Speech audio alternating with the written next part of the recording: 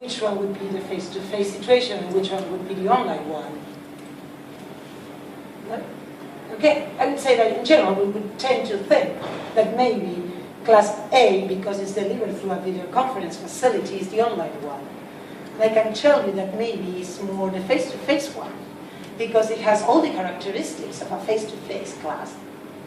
It's synchronous. It's not that, because sometimes when we think about online, it's just asynchronous, and this is not. You do it at the same time you're there with the kids. It's not face-to-face in which you cannot touch them, but you're interacting with them. So even though you are working through this video conference facility, it doesn't have all the components of an online class, right? You're very close to them. You have these microphones that maybe the classroom teacher move them around so kids can participate. You zoom in one of the kids that is talking, and you zoom out and you have the whole class. So actually it's much more similar to a face-to-face class.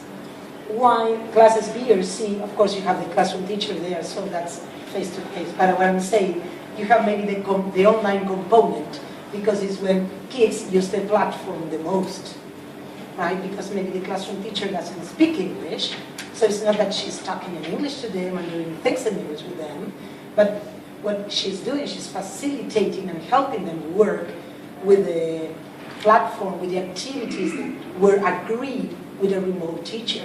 So that's why I'm telling you this is really team teaching and collaborative teaching. It's not just isolated people doing something, right? Well, so as you can guess, when you say, well, we're going to do this, so we have to say what kind of teacher we need, what are the traits and what we need from a remote teacher. There are certain characteristics that are kind of important. Of course, they need to be qualified teachers, so they need to know about second language pedagogy. They need to have certain experience in teaching, right? Young learners pedagogy. People skills. All teachers need to have people skills, but in this case, it's not only because for your relationship with the kids, but also to establish a good relationship with the classroom teacher. You need to understand classroom teachers. Maybe you come from very different, even though we are from Uruguay also, right? But there are teachers, as Paul explained, from different parts of the world, right? From the Philippines and Argentina and Colombia, well, I don't know any other countries. But you need to understand that we maybe belong from two different contexts, and we have different problems and different things. So you really need people skills in order to empathize and work together towards this, right? Because this has to be a team. And I think diversity enriches a team, but it's important to know how to deal with that. So when I show you at the end, then I want to explain this, but at the end of the year we held a meeting with remote teachers from different institutes, language institutes, sharing experiences and many things. So this is what one of the teachers told about this coordination with the classroom teacher and how crucial it was. So I'm going to play this short clip. Worked really well. We worked as a team. What I found particularly interesting was that I felt more of a team working with my teachers, which I Skyped or I phoned. Sorry, is this sound okay? No, it isn't interrupted. I think it was the second one.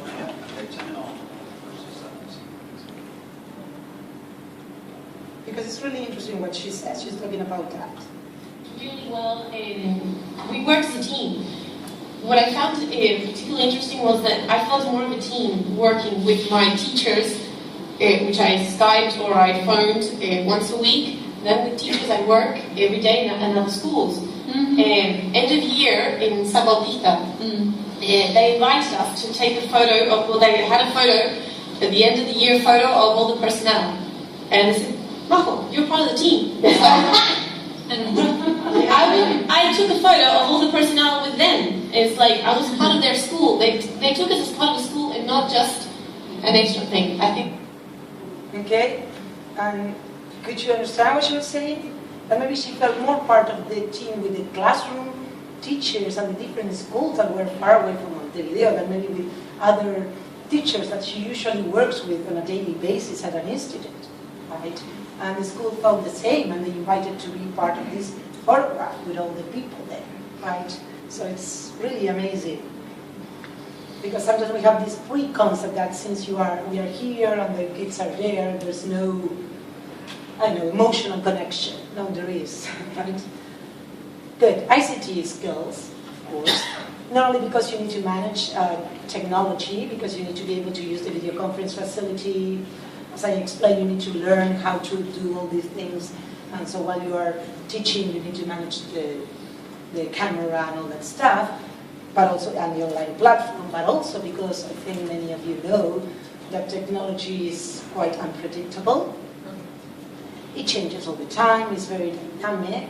So you need to be open-minded and flexible and know that, don't feel frustrated if maybe one day this video wouldn't play, right? That can happen, so do something else and go, no, you don't need to panic. So ICT skills, I consider that part of ICT skills as well, knowing that technology is great, but sometimes they let us down, right? So what can we do? Even though there's a lot of work behind the technological part, support, there's a whole team of people working to help us with technology. Anyway, sometimes that happens. Creative, flexible, well, I've been talking about flexibility, right? And creativity, because the more creative you are, the better, as in any teaching situation, I think that the better you capture the kids' attention, the better use of technology, because you can do whatever you want. If you find a tool that is useful, you can use it. You can share it with somebody else. So creativity, I think, is crucial, so you don't follow the same pattern every class, right? And after, been leading this team for more than a year now, and I can say that maybe histrionic skills are very, very important, right? So,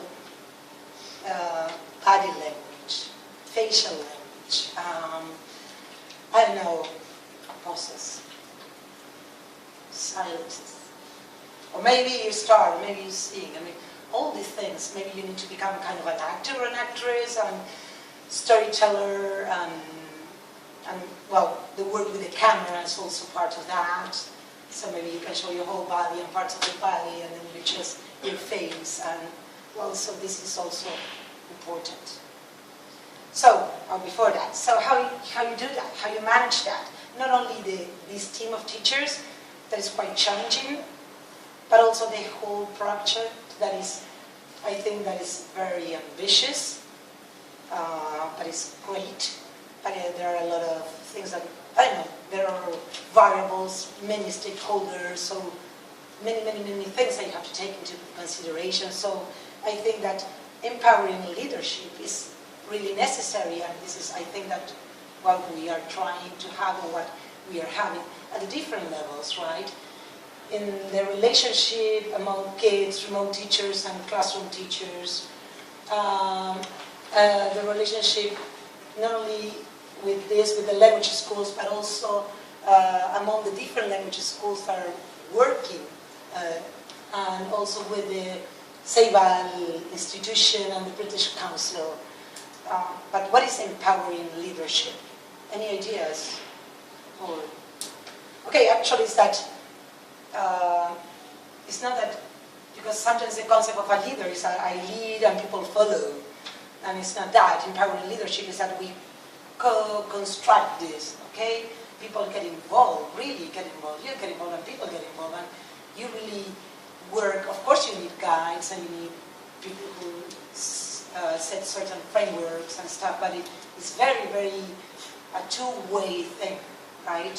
So, and what is that? Actually, in order to be able to have this kind of leadership, you need to create certain kinds of teams, right? And I would say, well, this is the part of the team at 4D, right? And team cohesion is very, very important. And sometimes we tend to think that maybe, well, when we talk about diversity and being different, maybe we think about at a superficial level, so things work fine immediately, but actually it is, there's some study about that, about management and leadership, that maybe deep differences help for team cohesion, because then when there are situations, there are more like, there are rich approaches to solutions, right? And in the long term, they work much better, they are richer, more efficient. So cohesion is really important, and diversity in a team is important for team cohesion. Then we have, okay, here's a team rehearsing with other team of teachers. Communication. And communication is at different levels. I'll check the time of this. First, communication among remote teachers. For instance, at our institute, what we do, they work quite close together. So when there are breaks, they can talk. Even say, okay, oh, this didn't work, and now I don't know what to do, and maybe the other one has the solution. Or just share something, an idea, an experience. We also have online groups, because maybe not all the teachers are working at the same time. And in that group, what we do is, of course, we pose problems, but also solutions. For instance, while I was here, I read one of the teachers, actually the one that is there, she said, okay, let's do something. Why don't we share tips? I have some tips because I started teaching last year, and some of them are from this year. So I'm going to share one tip with all of you.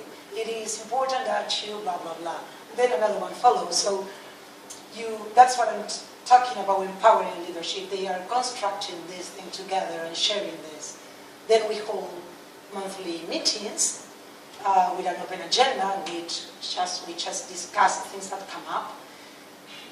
This is very dynamic, right? It's not that everything is solved.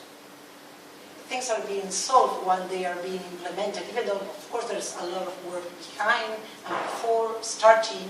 Anyway, things come up all the time, and you're always solving problems and finding new solutions. So we have these meetings in order to discuss these possible solutions, what we can do, or what we can ask maybe Ceibal to help us, or the British Council, or the technical part, and whomever. So we have these meetings. And also communication, we need to have smooth methods, means of communication with the other institutes that are doing the same, right? So we can share experiences and we can gain knowledge together. And of course, a smooth communication with Ceibal and with the British Council. And I think those channels of communication are working pretty well. That's important for a project this big, right? This big, this ambitious. Okay. Then motivation. Of course, as teachers, we need to be motivated. And I would say that this project has certain intrinsic motivation. It is great to know that we have the possibility of giving many, many kids this very, very important skill, 21st century skill, that is English. That otherwise, they would have never had it. So, just in itself, it's really motivating because you know you are really helping, I don't know if the word is helping, but trying to help them become better prepared for the world, right? And English is one important skill, right? Language. So, and then, of course, but when there are frustrations because things work or because I have a problem, it's good to have a team to rely on, a coordinator, a group of people that helps you with the motivation and to continue going, even though maybe one of the most important factors is not working today, right? And knowledge creation, this is something maybe I mentioned. You know, we live in this knowledge society, right? Knowledge is very important nowadays. It has always been, but nowadays I think it's crucial. And But maybe we have this idea of when you create knowledge, you are maybe in a lab, just researching and doing one specific thing. That's good, that's one way. There's another way that is like knowledge creation that is done in teams, right? That is created in teams, in collaboration. You create new things, new ideas while working with others. And so I'm going to show you an example that this was one activity that we have at the end of the year this year. Graham Stanley, who is the project manager, proposed this open space. I don't know if you're familiar with the format. And of course, but the idea is that we all remote teachers from Uruguay in this case, and we thought about doing it this year with remote teachers from other parts of the world, that they can participate through video conference facilities so we can all be together. But last year it was just with teachers from Uruguay. You go there, again there's no fixed agenda, we all say, just brainstorm whatever we wanted to talk about. There were many of us there.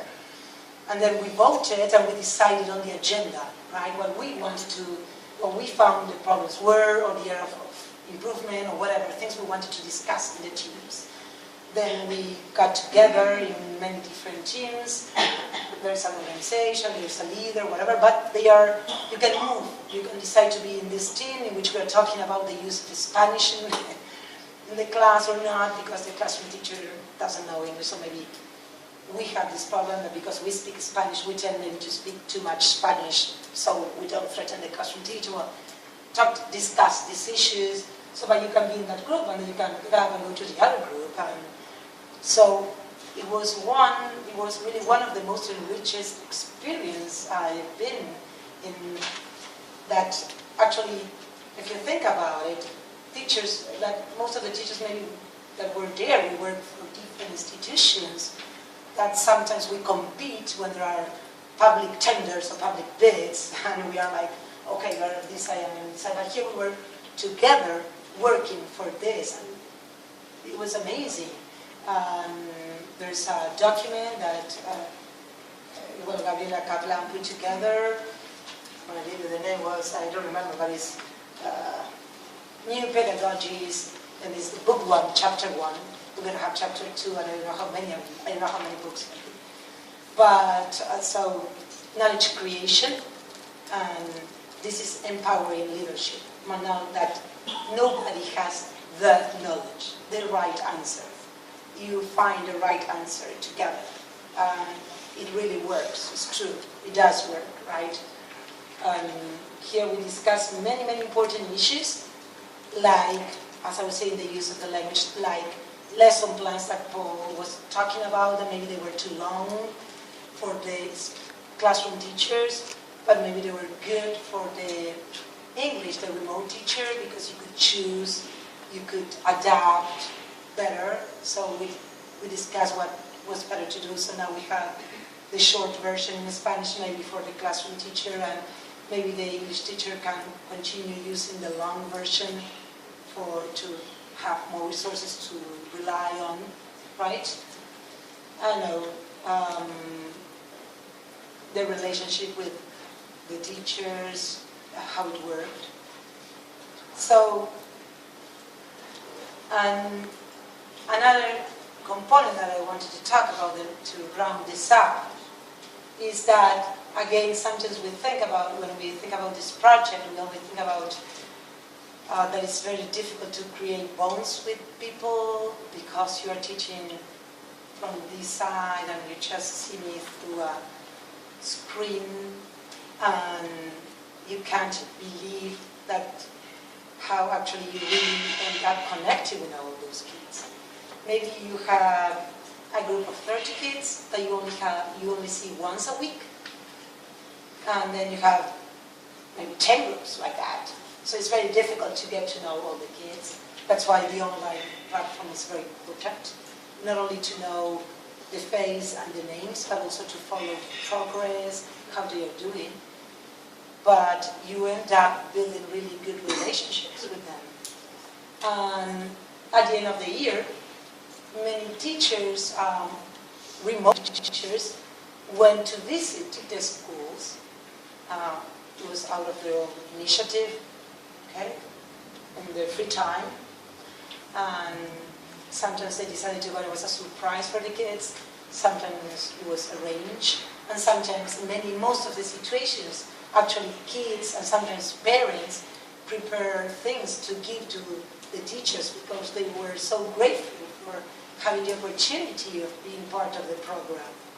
So, I want to show you, this is something short, so you can see maybe some of the teachers playing the guitar with them because they did that in the class. So if she was playing the guitar while we were doing the video conference facility, then when she went there, she did it face to face. So I want to show you what some kids did for a group of teachers that went to visit them. It's just short. They rehearsed that for them. So.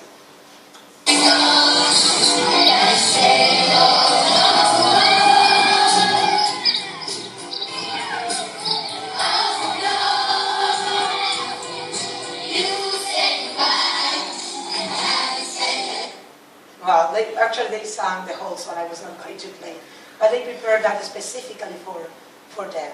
So, well, I want to round up by using a phrase from one. This is taken from a poem of one Uruguayan poet. It's called Mario Benedetti. I'm going to first put it in Spanish. And the phrase says, crecemos solamente en la osadía. Actually, this is part of a whole poem. I'm trying to translate that into English. Maybe, I don't know if it sounds that good as it does in Spanish. Maybe you can help me, I know. It's like only by being daring is that we grow. Because I think this is really daring, that what we are doing, but we are growing, I think, thanks to that. Well, thank you, and if you have any questions.